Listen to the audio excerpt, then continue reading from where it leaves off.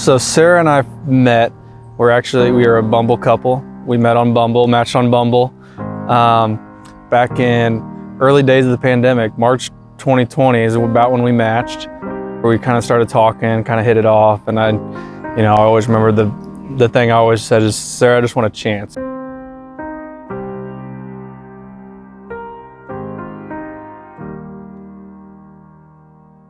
So the first date, it was May 15th. I kind of pushed it off for a while. I thought, no, I don't know. I was always the nervous person. I'm like, oh, we'll just keep talking. And I remember I had driven up to Michigan to see my mom for Mother's Day. And on my way home, Nick had called me and he said, I just really want a chance. Like, can I take you to dinner?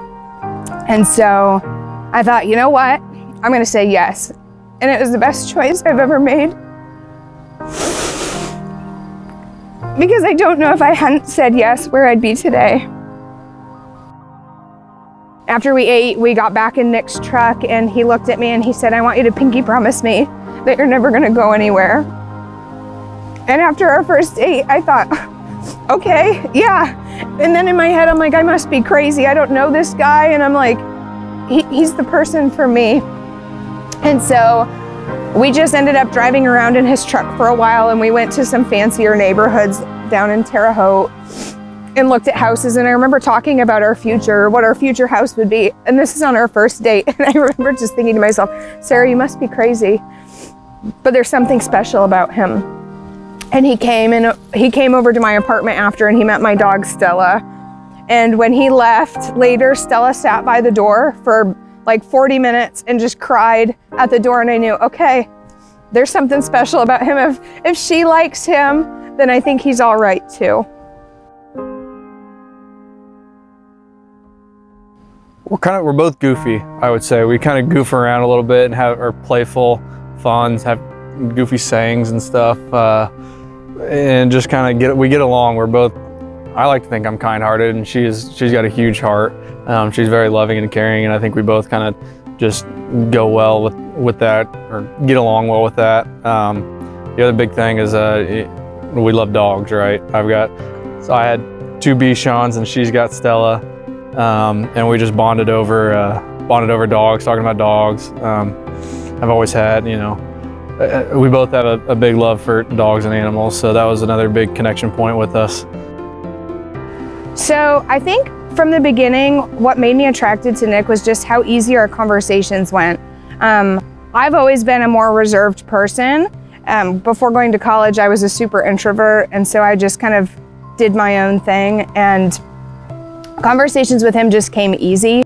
And so I think that was something for me that was so important, because I always told my parents, I'm never getting married. I'm just gonna stay single forever. I can do my own thing. And I found Nick and something was different. Our relationship is adventurous. We're not afraid to hop on a plane and go somewhere. Impromptu at times, we can make a plan for dinner, say, and then we get halfway there and we're like, nah, let's go here. So impromptu and spontaneous, goofy. We joke around with each other. We got silly sayings like, we call each other stinky all the time. Goofy and fun, and joke around with each other. We try and push each other's buttons, push it right to the limit to, annoy the other person. Well, that's mostly me. I really just push her buttons just to get her going. When I think about our relationship and words to describe it, I just think of fun. Easy, but not easy in the sense that every day is going to be perfect. We have our bad days, we have our hard days just like everyone else, but ultimately at the end of the day, we have so much fun together. We can laugh and joke about just about anything. We can sit on the couch and have fun. We can sit there and binge watch some serial killer Netflix shows, or we'll drive around on the golf course and ride on our golf cart and just have a good time. And so Nick truly is the fun in my life. I always say, I don't really have any hobbies. I just spend time with Nick. And that's because I love spending time with him so much. I said I love you first.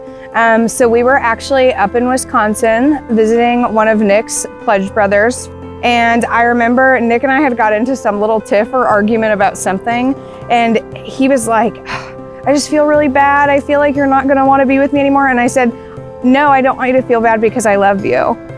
And I remember being like, oh my God, he's not gonna say it back. And he told me he loved me too. I immediately said it back because I'd been thinking for weeks, honestly, or months. I was like, how do I tell her that I really love her without scaring her away? You know, just trying to find that right time and I wanted to sneak it in, but I never did. And she said it first, and then it was just kind of a weight, you know, off my shoulders. Like, okay, yes, she does love me. This is awesome. Who wanted to get married first? You know, I think we both wanted it from the beginning. You know, we talked so much about, okay, you know, we knew both very early on, obviously on our first date when Nick pinky promised me not to go anywhere. I think we both kind of knew that we wanted to stick around in each other's lives for a while. And I think, again, you know, as someone who always said, I don't want to get married, I don't want to do that whole thing, you know, it just felt different with Nick. I think what I love about her personality the most is just how caring and thoughtful she is for not only me, but for other people. She really has everyone's best interest in mind, and she wants, you know, so with her old job, she really cared about progressing the people that she worked with and her friends and colleagues. And she does the same with me and my family, and her family is truly finding the best in them and helping them push there. She's always, you know, pushing me to be a better person in this way or that way, professionally and personally, and just learning how to love, like that caring feeling that she has for people, just sharing that and seeing it's infectious, kind of like her smile. It's infectious. She cares so much about other people and makes me care about her even more. Nick used to joke with me, well, we're not getting married till we're 80. I thought, okay, why? Well, we're not getting married till we're 80. And I think that was his way of always saying, we're going to be getting married, but I can't tell you when. So the proposal, bought the ring probably in November, maybe October. But we were planning it. We wanted to do it on Christmas Day. Planned that all out, and all of a sudden plans changed. Ashlyn couldn't make it back for Christmas Day. So we had to go to plan B, and it worked out perfect. So my grandpa's birthday is on January 2nd, and the country club had prime rib night on New Year's Eve. Prime rib's my favorite. So I talked to the family and said, hey, here's what we're doing. Here's what I'm doing. I told certain members of the family, you know, who I could trust, here's what I'm doing. Here's how we're selling it. We are gonna sell this as we are going to the country club for prime rib night and grandpa's birthday. So I walk in and they have the Christmas tree set up, and I see Nick standing up front, and he kind of waves me over, and I immediately started crying. And that's when I saw all of our family and our friends were there. And I just knew in that moment, like, it was the perfect thing. And Nick said to me, I made you promise on our first date that you wouldn't go anywhere. And we had been talking about rings, kind of as people had been getting engaged. I'm like, what do you think about this one and whatnot? And he said, the other day, I told you that when I saw the perfect ring, like, I would know that it was the one for you. And he said, and I found it, and that's when he asked me to marry him. And I don't know that I ever really said yes because I was crying so much, but I shook my head, and, you know, our whole family was there, and it was just such a special moment.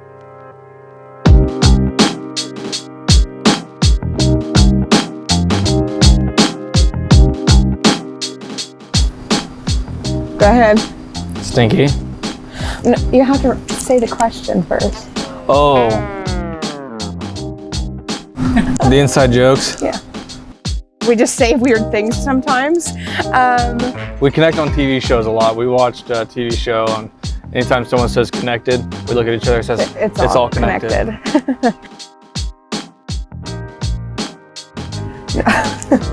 The finances will not be me. I'm not very good with numbers. Nick's an accountant, so Nick will take the money. We both like to spend money quite a bit, and I think we don't stick within a budget too well, but when it comes to like We need new golf carts and new we like puppies and toys and we like to spend money. So we both definitely enjoy spending the money, but when it comes to organizing it, it'll definitely be Nick. fine. Future date night could look like a 9 holes of golf. Talk about going to plays. Maybe We go did. to a We play. thought about doing more stuff in the community now that we both work in town and just spending time together. And sometimes though, we come up with a plan for a date night, and then halfway there, we're like, we don't really want to do it. Scrap it, and we'll just do something completely different. And so, really, we're kind of down to do whatever. And really, We like the big dates too, where it's like, hey, we got a wedding in Denver next week or next month. Let's go to Denver. and we made it an extended weekend. So yeah, we like to have fun. I've kind of had my hand in the wedding stuff, and so I told Nick that the honeymoon's his gig.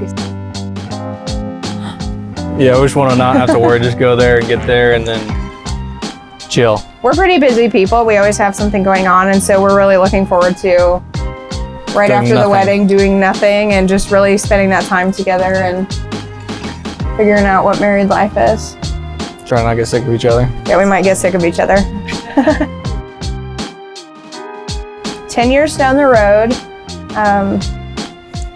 I see us having a beautiful family, raising kids together, and living out all of our dreams.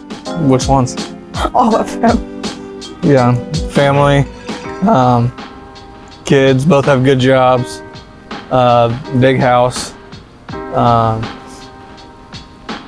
just, yeah, making each other happy and living for each other.